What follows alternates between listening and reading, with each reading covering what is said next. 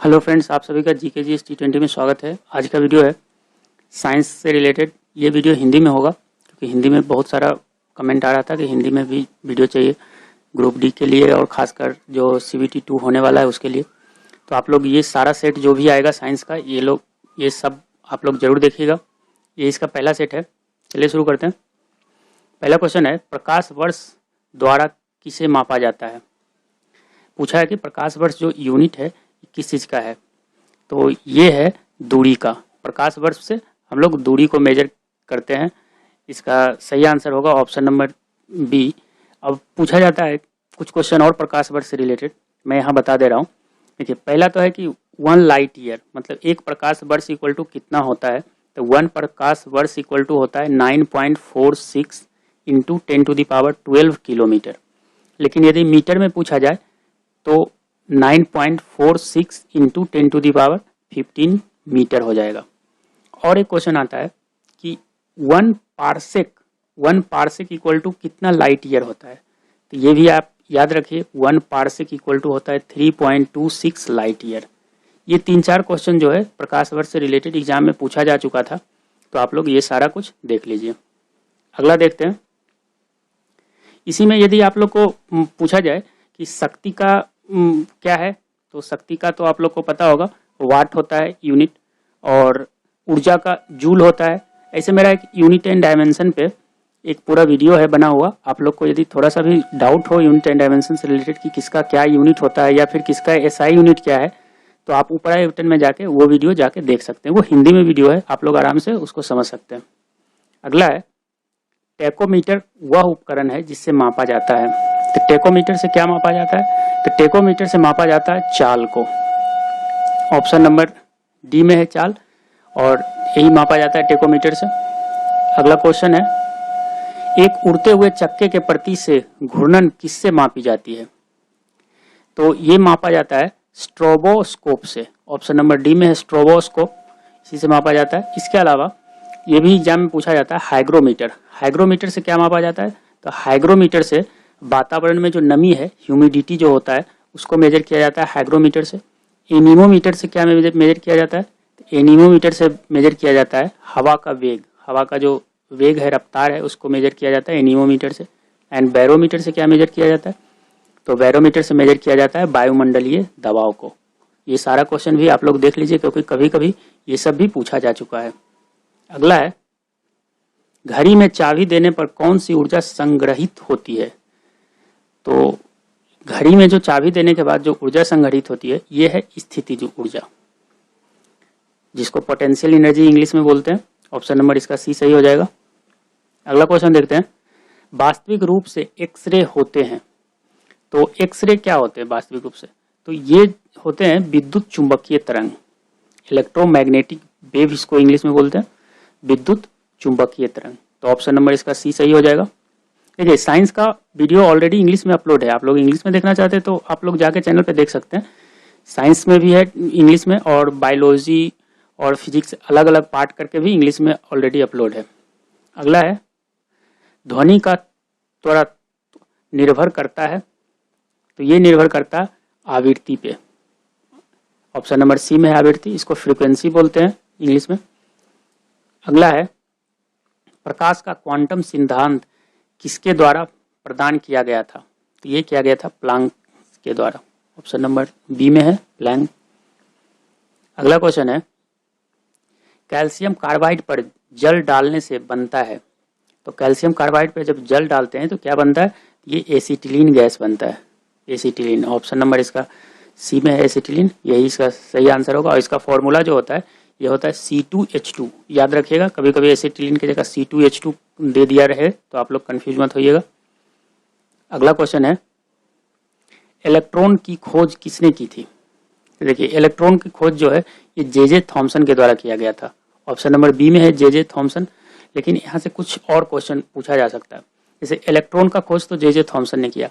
अगर पूछा जाए कि प्रोटॉन का खोज किसने किया, तो प्रोटॉन में आपको 2 ऑप्शन मिलेगा, या तो गोल्डस्टीन मिलेगा या फिर रदरफोर्ड मिलेगा। यदि आपको गोल्डस्टीन है तो आप वहाँ पे गोल्डस्टीन को ही टिक कीजिएगा प्रोटॉन में।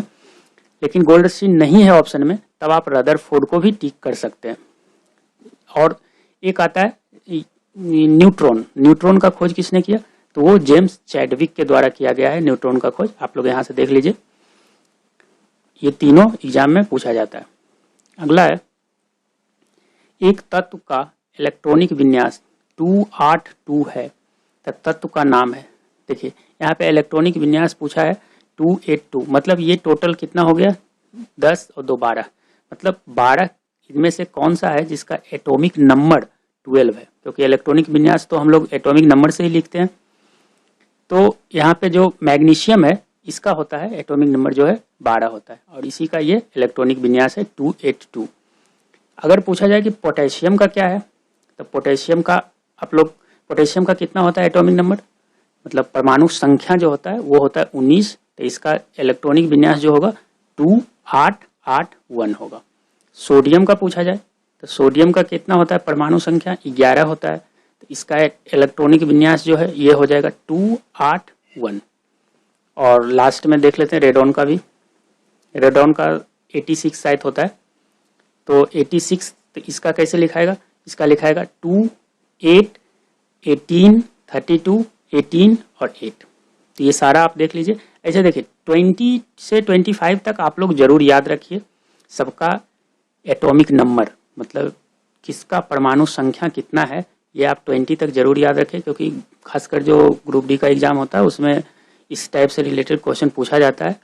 और जहाँ भी साइंस का क्वेश्चन पूछा जाता है केमिस्ट्री से रिलेटेड, तो वहाँ पे ये सब क्वेश्चन पूछा जाता है, कॉमन क्वेश्चन रहता है। अगला है, सभी एसिड के लिए आम तत्व है। तो सभी एसिड के लिए आम तत्व जो है ये है हाइड्रोजन। जितना भी एसिड है सभी में हाइड्रोजन कॉमन रहता है। ऑप्शन नंबर इसका डी हो जाएगा। अगला है, नींबू के रस का पीएच मान कितना है? देखिए काफी बार क्वेश्चन पूछा जा चुका है ये। तो नींबू का रस का जो पीएच मान होता है ये होता है 2.2, लेकिन कहीं कहीं ऑप्शन में आपको 2.2 डायरेक्ट नहीं दिया हुआ रहेगा, 2 से 3, 5 से 4 ऐसे करके ऑप्शन दिया हुआ रहेगा। तो आप याद रखिए कि 2 से 3 के बीच में जो भी ऑप्शन हो आप उसको टिक कर लीजिए। ऐसे पीएच वैल्यू जो है, पीएच मान पे एक पूरा का पूरा वीडियो बना हुआ है, ऊपर आई बटन में जाइए, वहाँ पे उसका लिंक है, या फिर डिस्क्रिप्शन में भी आप चेक कीजिए, वहाँ पे लिंक दिया हुआ है पीएच मान, और हिंदी में वीडियो है, हिंदी इंग्लिश दोनों में है। तो उसमें आप लोग को जो जो इम्पोर्टेंट क्वेश्चन अभी तक पीएच मान से रिलेटेड पूछा गया है वो सारा कुछ उसमें कवर किया गया है। ऐसे यहाँ 7 देखिए, 7 से रिलेटेड 3 पीएच वैल्यू याद रखिए। 7 जो होता है न्यूट्रल होता है पीएच मान। एक तो जो वाटर का होता है ये होता है 7, जो नॉर्मल वाटर होता है, और एक नमक जो होता है उसका भी 7 होता है, और हम लोग का जो ब्लड होता है ह्यूमन ब्लड उसका भी पीएच वैल्यू 7 होता है। तो ये 7 से रिलेटेड 3 याद रखिए, ये तीनों एग्जाम में पूछा जा चुका था। अगला देख लेते हैं, लेंथेनाइड और एक्टिनाइड। लेंथेनाइड और एक्टिनाइड कौन से ब्लॉक का तत्व है? तो ये दोनों जो तत्व है ये दोनों है एफ ब्लॉक का तत्व। ऑप्शन नंबर सी इसका सही हो जाएगा।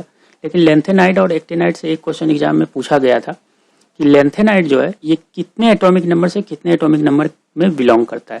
तो ये है 57 से 71 के बीच में लेंथेनाइड रहता है, और एक्टिनाइड जो रहता है ये 89 to 103 के बीच में रहता है। ये एकदम आप याद रख लीजिए, क्योंकि ये क्वेश्चन एग्जाम में पूछा जा चुका है, एसएससी में भी पूछा जा चुका है, और जो आरआरबी का जेईई का एग्जाम हुआ था उसमें भी ये पूछा जा चुका था। अगला क्वेश्चन देखते हैं, क्विक सिल्वर का रासायनिक नाम क्या है? तो क्विक सिल्वर का जो रासायनिक नाम है ये है पारा, या पड़द भी बोलते हैं इसको, या इंग्लिश में बोले तो इसको मर्क्यूरी बोलते हैं। इसका सिंबल Hg होता है, तो आप याद रखिए क्विक सिल्वर।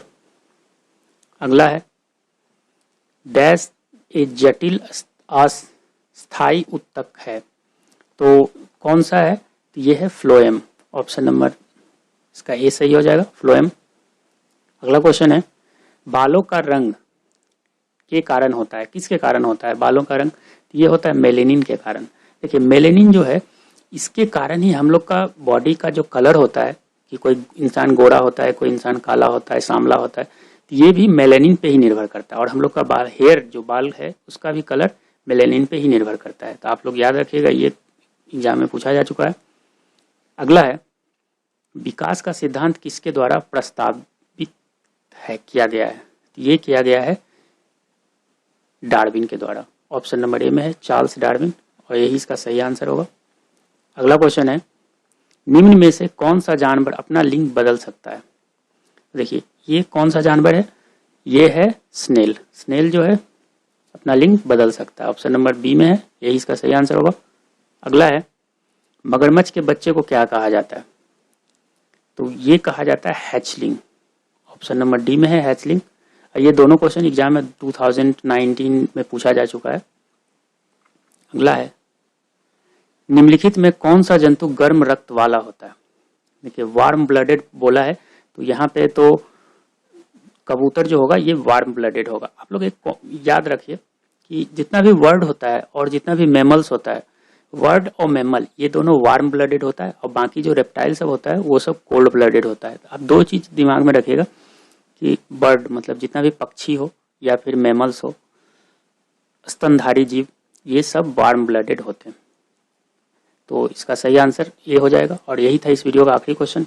अगर आप लोग को वीडियो पसंद आए तो लाइक करें, चैनल पे नए तो सब्सक्राइब करके बेल आइकन को प्रेस कर लीजिए ताकि ऐसे वीडियो का नोटिफिकेशन आप लोग को मिल सके। और ये सीरीज अभी चलते रहेगा जब तक ग्रुप डी का एग्जाम नहीं हो जाता है। साइंस का भी चलते रहेगा और हिंदी में ऑलरेडी बहुत सारा और वीडियो अपलोड है, आप लोग चैनल पे एक बार जरूर देखें जाके।